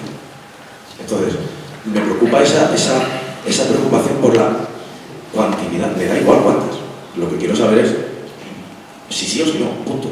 Y si no, pues Ignacio primero y Elena después, por favor. Sí, no, voy a contestar muy rápidamente. Vamos a ver, eso sí tiene importancia desde el punto de vista jurídico-penal, el que haya una penetración o varias, porque en esta sentencia en concreto se condena por un delito continuado de abuso sexual con prevalimiento. Y eso tiene también importancia a efectos de cuantificar la pena. Y es verdad, y eso que no es lo mismo, una penetración, lógicamente, que varias. Vamos a ver, aquí hemos hecho énfasis, probablemente para dar mayor gravedad al asunto, cuando hemos dicho hasta 11 penetraciones. Lógicamente eso, evidentemente, es mucho mayor el daño. Yo estoy de acuerdo contigo que la gravedad del asunto no quita, pero sí que es más grave. Eso entonces, y desde luego el derecho penal, pues lógicamente lo tiene en cuenta. No es lo mismo una que varias. Y en ese caso en concreto se habla de delito continuado y tiene mayor pena que si hubiera solo una penetración. Bueno, la técnica jurídico-penal es terriblemente difícil de comprender, no solo para mí como jurista, pero para la calle pues mucho más. Piense muchas veces en la alevosía, que a partir de la puñalada 21 es alevosía y anteriormente las otras no, vale, esto es incomprensible. Quizás si nos ponemos así, pues a lo mejor son 11 delitos de cuando el tema lo hay que poner en la humillación de la víctima y en el consentimiento. A mí me gustaría, aunque sin tocar, sin poner el dedo en la llaga, es porque no le preguntamos al agresor o a los agresores qué percibieron ellos en el consentimiento, que prueben el consentimiento. No hacer la carga, no estoy pidiendo la carga probatoria, que es la inversión, no estoy ahí. Estoy en que es una buena pregunta, es decir, ¿cómo percibió usted? Ayer cuando le preguntaba, bueno, ayer hablo de ayer de la obra de teatro, cuando le preguntaba, la veían disfrutar, le preguntó qué tal, salieron después a tomarse una copa, algo que estaría dentro del ámbito, ¿no? Esto Entonces, quiere decir que hay que preguntarle dónde, cómo percibe usted el consentimiento para seguir haciendo esto. Y una última pregunta. Hay varias manos levantadas. Hay dos, bueno, vamos a hacer dos rapiditas. Hola, claro. Bueno, lo mío no sé si va a ser rápido porque me surgen un montón de preguntas. Gracias por la iniciativa. Contestar a lo que podáis o a lo que queráis, depende de vuestra priorización. Una es un poco técnica. ¿Se puede jurídicamente priorizar que en los juicios de violencia de género la juez sea jueza? Sobre todo, quizás en primera instancia no, pero en segunda instancia cuando hay 3 magistrados, que por lo menos una de ellas sea de género femenino, ¿eso es posible o viola un poco la imparcialidad? En los juicios americanos, por lo menos igual estoy equivocado, cuando hay un jurado se exige que haya, por ejemplo, personas de color en el jurado o tal, ¿no? Quizás por eso. Eso es una pregunta. Luego, para temas de reincidencia, porque un carácter de la violencia de género o delitos sexuales es que debe ser muy difícil de quitar, debe ser una droga que a los hombres nos cuesta y que después de salir de la cárcel se vuelve a reincidir y hay unos índices muy altos, ¿no? Desgraciadamente. La prisión perpetua revisable sería algo a considerar. Y luego, yo no sé si aquí en España se ha considerado, en otros países parece que sí, la castración química voluntaria, otro tema quizás complicado. Pues sí, muy complicado por responder, Lucía. Un poco por alusiones, creo que la única jueza, bueno, no hay otra jueza aquí en primera fila. En cuanto a si se puede, si ante un caso de violencia de género, un caso de familia, un caso en el que requiera una especial visión de género, si se puede escoger, que sea una jueza, ¿no? El que conozca ese caso, pues no se puede escoger. No se puede escoger. En clave ciudadana nos protege no solamente a los jueces, sino fundamentalmente a la ciudadanía el principio de independencia judicial, de tal manera que se entiende que con independencia de si es un hombre o es una mujer, va a ejercer la misma justicia con imparcialidad y con la honorabilidad que se le presupone al ejercicio de la función jurisdiccional. Dicho esto, sí que entiendo que lo plantees precisamente por la exigencia de esa especial mirada de género, de la que pues se sobreentiende que partimos las mujeres, que tenemos las mujeres y que nos da ciertas ventajas, que eso no quiere decir ya que logremos esa perspectiva de género, que eso solamente se consigue desaprendiendo lo mal aprendido, los estereotipos mal aprendidos, a través de la formación en perspectiva de género. Remontándonos un poco en la historia, te diré que además no sería bueno tampoco que a las mujeres nos relegaran solamente a una cuestión históricamente calificada como un asunto de mujeres, como puede ser la familia o la violencia de género. Mira, las mujeres accedimos a la carrera judicial en el año 1966, se eliminó la prohibición de acceso a la carrera judicial. Las mujeres no podíamos acceder a la carrera judicial porque se entendía que era una profesión contraria a la delicadeza que se nos presuponía. Accedió a la carrera judicial, habría que esperar 11 años a que la primera mujer accediera a la carrera judicial por oposición libre, Josefina Triguero, que además pues hace poco se jubiló. Y a partir de este momento, pues las mujeres nos hemos ido incorporando con normalidad a la carrera judicial, hasta tal punto que hoy firmamos la gran mayoría de las sentencias que se dictan en este país, más de la mitad de las sentencias, pese a que luego, como os he dicho, en la cúspide esté básicamente copada por hombres. Pero hay países en donde esta prohibición sigue estando vigente. También se atribuyen razones biológicas, se entiende que el periodo o el embarazo pues nos puede afectar de alguna manera para un pleno ejercicio de la función jurisdiccional.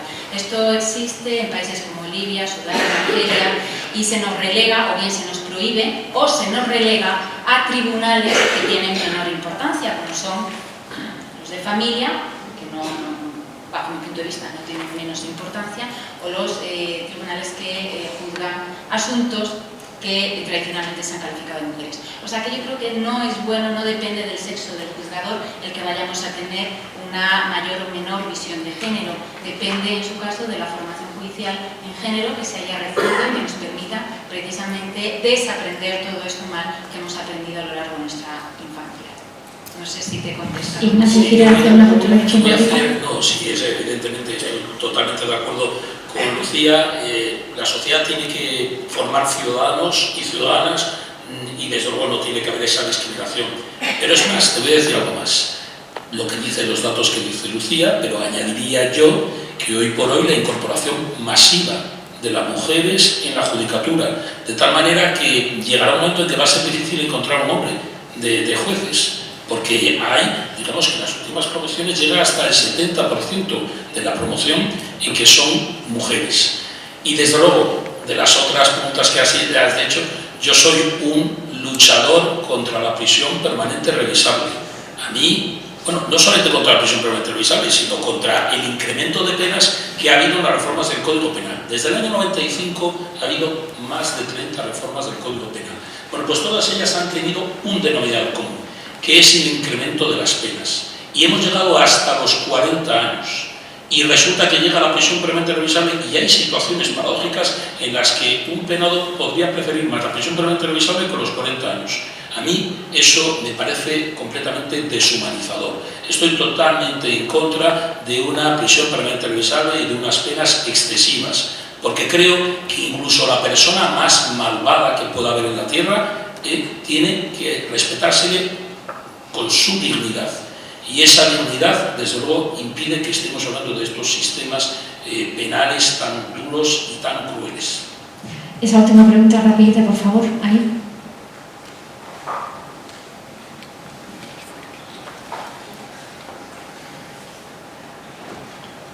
Bueno, muchas gracias. Y yo desde mi ignorancia no controlo nada de temas judiciales, pero siempre me ha resultado muy extraño los tiempos entre los que se produce, por ejemplo, una agresión hasta que se establece un juicio. Ese tiempo que hay, sobre todo para la víctima, ¿no? Todo desde la primera, cuando vas a comisaría y esas primeras palabras, luego pasan un año, ¿no? ¿Por qué estos tiempos, ¿no? Y luego los tiempos de las sentencias. No entiendo. Así brevemente, ¿me lo podríais explicar?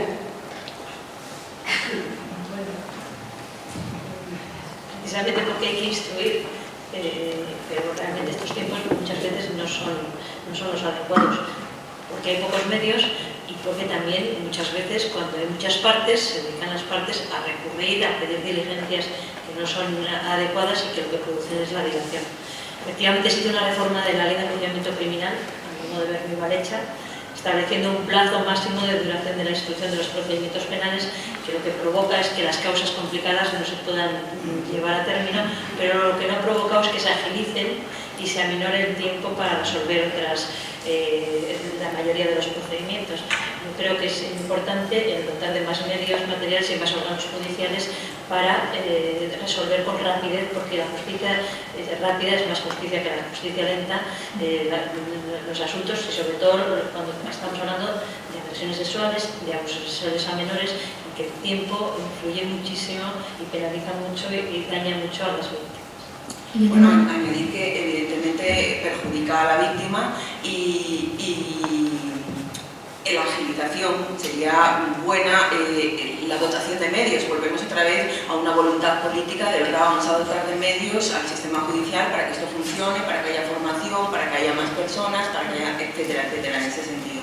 Y luego, un poco como colofón, solo quiero decir que estamos hablando de modificaciones legales muy importantes, evidentemente, y con ellos avanza, pero es mucho más fácil cambiar leyes que cambiar mentalidades. Necesitamos cambiar mentalidades, y me sitúo ahí en cuando, si recordáis todos y todas, la ley del tabaco, como desde con medios, desde el Estado, desde el gobierno, en aquel momento se plantea algo que parecía imposible en una sociedad como la española, donde se fumaba. Yo recuerdo que hasta en los quirófanos, porque vi salir a la cirujana en aquel momento, salía fumando del quirófano, acabó la operación y salía fumando, se fumaba en los teatros, en los cines, en las clases, en las universidades. se fumaba y como una práctica habitual. Esto por parte del gobierno quiso atajarlo, se cerraron bares, ¿cómo era pensable que en un bar en España a las 3 de la mañana no se fumara? Pues eso se ha conseguido, una concienciación social y una voluntad política muy importante, con lo cual debemos exigir que esto se dote de medios, que el pacto de Estado no se nos quede en papel mojado y que se pongan los medios necesarios para acabar con esto, porque con las mentalidades se educan y también se acaba. Pilar Martín Nájera, Elena Ocejo Álvarez, Lucía Avilés e Ignacio González Vega, un millón de gracias por estar aquí, por vuestro trabajo, a todos y a todas vosotras por estar aquí, Isabel Valdés, a Kamikaze y a todos, a toda la sociedad que necesitamos implicarnos. Hermana, yo te creo y vamos a seguir luchando por ti. Muchísimas gracias.